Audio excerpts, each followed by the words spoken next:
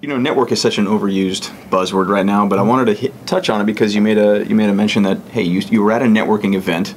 It was specific.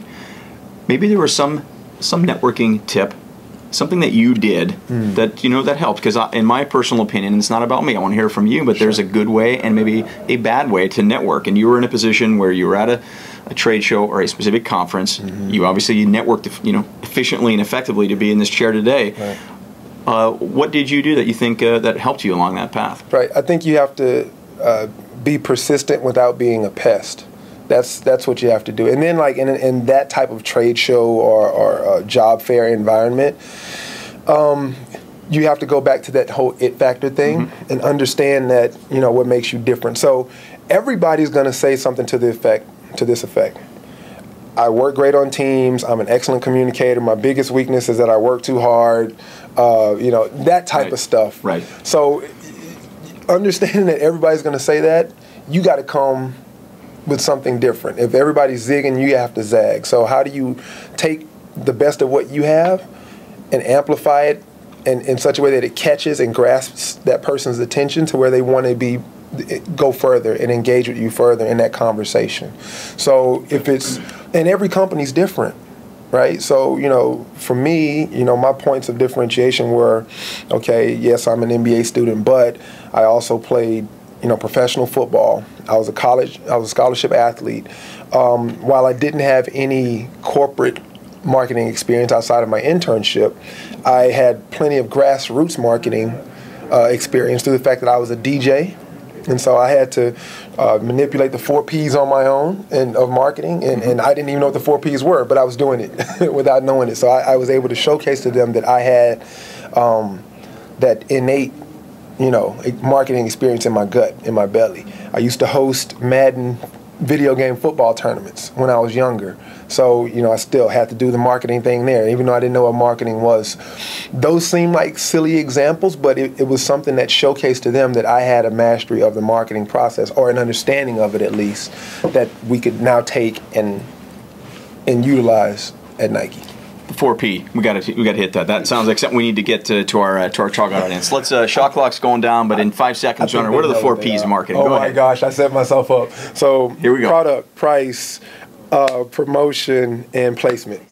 We talked about networking a minute ago, and of course networking is the goal of that is to lead to an interview, whether it's a real interview or informational or other. There's only those 2 types that I know of. Right. But I'd love for you to share some stories, or maybe one story of this is a 2-part question. You can answer it either way. Maybe there was something that you yourself did that helped separate and differentiate yourself as part of your candidacy for employment, or maybe that you now are inside the walls here at Nike. Maybe you've interviewed someone else that's done something that raised your eyebrows, that helped them differentiate themselves. And I'll let you pick which one you'd like to share a story on. But again, spirit of the question, there's a lot of things, obviously doing your homework and being well prepared, that kind of almost goes without saying.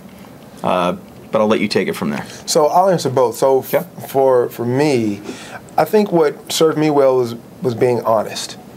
Right, so I had an interview experience, and I'll step away from Nike for a sec, but with R.J. Reynolds Tobacco Company, and they asked me a question around, what were some of the latest ads that I had seen that they had done, and I had done my homework, which is super important. You got to prepare, got to know the key products, key key platforms and advertisements that these companies have out in the marketplace.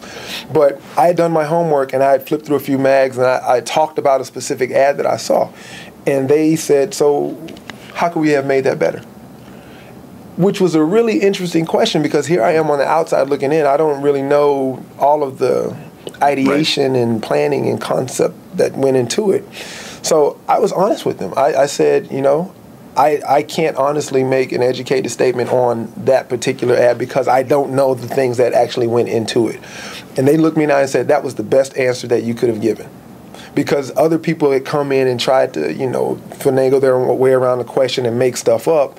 And when you do that, you run the risk of insulting somebody. You could be getting interviewed by the person that actually came up with that ad. Right. And here you are talking about, And I'll give a Nike example of how my honesty paid out for me during the interview. So during that interview that I mentioned with the 4 directors, the guy that I'm working for right now, he was actually on the panel. and he asked, what could Nike do better? So now here I am sitting on the campus of the greatest sports company in the world, #1 in everything that we do, and they're asking me, what can they do better? And I told them, I was like, you guys are great at everything, so I'm really not, I don't know. And so they respected that honest answer, and they said, okay, that's good. We're going to give you one more chance at that question. So I booted and rallied, and I gathered myself, and I actually thought about it, about, because everybody has an improvement opportunity, improvement space. This was back in '06, and I remembered, thanks to my research, I realized that Nike was not as great in the global football space as they wanted to be. And so that fueled my answers. Hey, we could do a better job at soccer and moving the needle forward here and targeting these different places in the world, yada, yada, yada. So, I started with an honest answer, and then I fell back on my research. Finally, I did interview so I go back to these trade shows and job fairs now, and I help out because, it's a personal passion of mine. Since I was a product of it, I want to give back. And I interviewed a guy who actually came not only armed with a resume, but he creatively created a magazine about himself that also took me back to a website that told his story and contained his resume, as well as his hobbies and extracurricular activities and things like that. So I think finding a way to balance the traditional, so the paper resume or an email PDF of your resume, with something creative that can show what you bring to the table, or maybe peel back the layers to show more of who you are, is a good way to separate yourself from the competition as well.